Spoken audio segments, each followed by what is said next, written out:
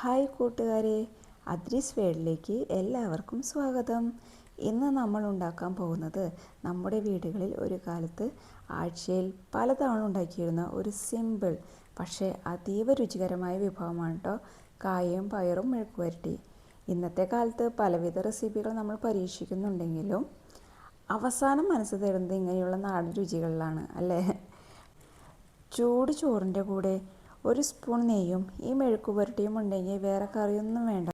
എൻ്റെ ചെറുപ്പത്തിൽ വീട്ടിൽ കായ കുലയായി കിട്ടിയ അമ്മ പലവിധ വിഭവങ്ങൾ ഉണ്ടാക്കുമായിരുന്നു.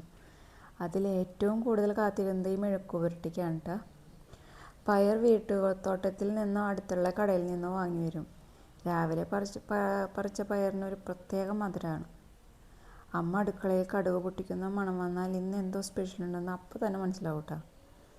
പിന്നെ എന്താ ശ്രദ്ധിക്കേണ്ടതെന്ന് വെച്ചാൽ കായ നമ്മൾ കുറച്ച് നേരം അരിഞ്ഞിട്ട് വെള്ളത്തിലിട്ട് വയ്ക്കണം. അത് കായയുടെ കളർ മാറാണ്ടിരിക്കാനും പിന്നെ കായയുടെ കറ പോകാനും നല്ലതാണ്. അപ്പോൾ അതൊന്ന് ശ്രദ്ധിച്ചൊരു പ്രത്യേക രുചി വരും. അല്ലെങ്കിൽ ആ കായയുടെ കറയും കൂടി ഉൾപ്പെടും. ഇതിപ്പോൾ നമ്മൾ കുറച്ച് നേരം വെള്ളത്തിലെടുത്ത് വെച്ചാൽ അത് ആ കറ പോയി കിട്ടും. എന്നുവെച്ചാൽ നമുക്ക് അറിയാൻ പറ്റും ആ കറ വെള്ളത്തിൻ്റെ കളറ് ശരിക്കും ആ കറ ഇങ്ങനെ അതിൻ്റെ നിന്ന് ഇളകി പോണതാണ്. അപ്പോൾ അങ്ങനെ ഒന്ന് വയ്ക്കണം കേട്ടോ. അത് കഴിഞ്ഞിട്ട് ഉള്ളിയും വെളുത്തുള്ളിയും കുത്തുമുളകില്ലേ അതും കൂടി എടുത്തിട്ടാണ് എടുക്കണം. ഉള്ളിയും ഒരു 5-6 അങ്ങനെ ഒരു കണക്കിനെടുക്കുക. ഒരു പകുതി കുടം ഈ വെളുത്തുള്ളി എടുക്കുക. എന്നിട്ട് അത് ചതച്ച് മൂപ്പിച്ചെടുത്താൽ മതി. കായയിൽ ധാരാളം ഫൈബർ ഉണ്ട് കേട്ടോ. അതുകൊണ്ടാണ് പയറിൽ അധികം വിറ്റാമിനും ഉണ്ട്, ധാതുക്കളും ഉണ്ട്, ധാരാളം ഉണ്ട്. അപ്പോൾ ഇത് രുചി മാത്രമല്ല തന്നെ തരണേ, ആരോഗ്യത്തിനും വളരെ മികച്ചൊരു വിഭവമാണ് കായും പയറും മെഴുക്ക് പുരട്ടി.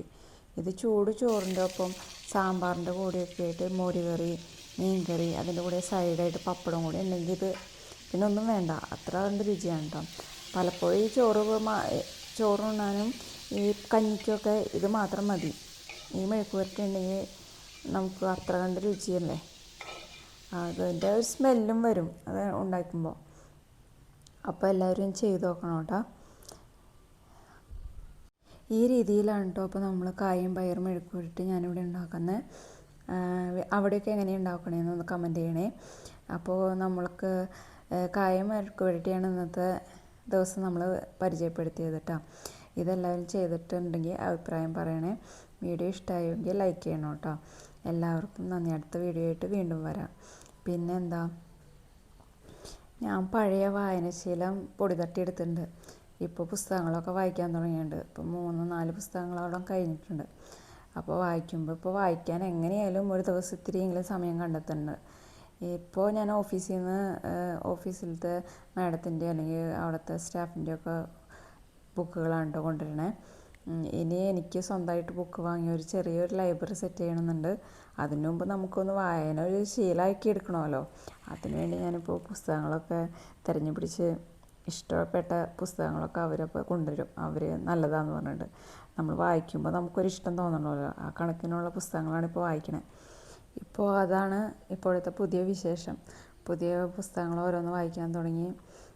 അത് വായിക്കുമ്പോൾ ഒരു പ്രത്യേകതയുണ്ട്.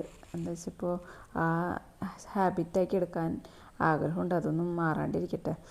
അപ്പോൾ വേറെ വീഡിയോ ആയിട്ട് വീണ്ടും വരാം. അപ്പോൾ എല്ലാവർക്കും വീഡിയോ ഇത്രയും നേരം കണ്ടതിന് ഒത്തിരി നന്ദി. ഇനിയും സപ്പോർട്ട് ചെയ്യണേ. പിന്നെ നമുക്ക് മോണിറ്റൈസേഷൻ ആയിട്ടുണ്ട്. അപ്പോൾ എല്ലാവരുടെയും സപ്പോർട്ടിന് ഒത്തിരി നന്ദി. Thank you.